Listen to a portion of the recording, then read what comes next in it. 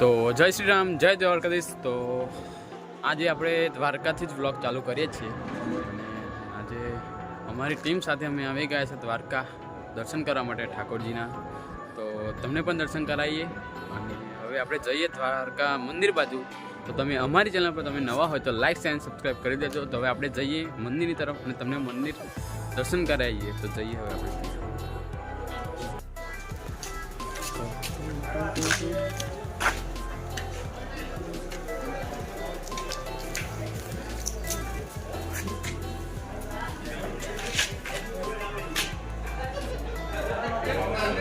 તો મિત્રો આપણે આ હોટલની અંદર રોકાયા હતા અને હવે આપણે મંદિર તરફ આ બધું જવાનું છીએ।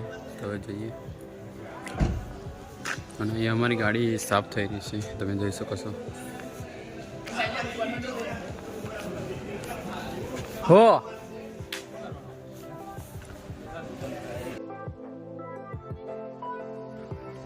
તો મિત્રો હવે આપણે જઈએ મંદિરના દર્શન કરવા માટે અને તમને પણ દરિયો બતાવીએ કે ગોમતી ઘાટ જે દરિયાકાંઠે છે તે કેવો દેખાય છે। તો આપણે દરિયાકાંઠાના રસ્તે રહીને જઈએ અને આપણે દ્વારકાધીશના દર્શન કરીશું।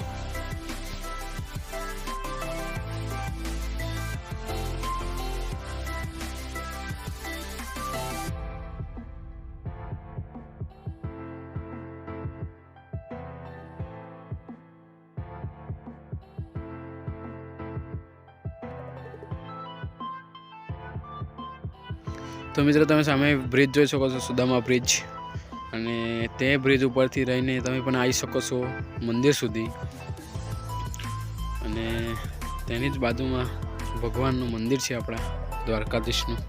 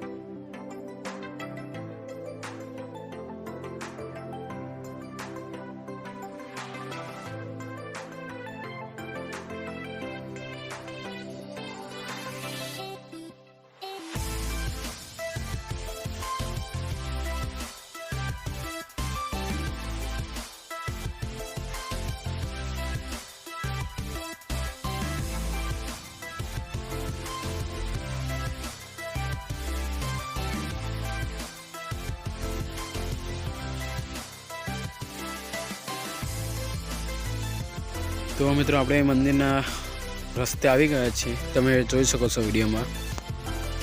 અને સામે તમે દ્વારકાધીશનું મંદિર જોઈ શકો છો કે જે વિશ્વમાં સૌથી મોટામાં મોટું અને ખૂબ પ્રસિદ્ધ યાત્રાધામ બની ગયું છે, એ વિડીયોમાં જોઈ શકો છો।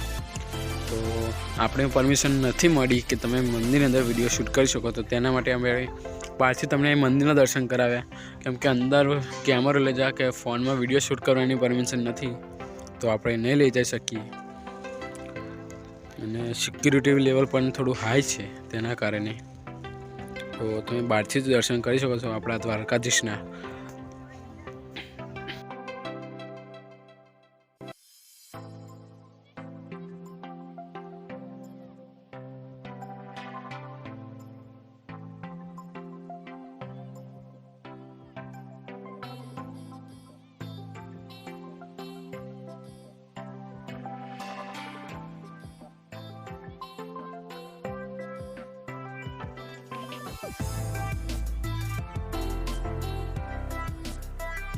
તો મિત્રો ફરીથી આપણે ગોમતી ઘાટે આવી ગયા છીએ।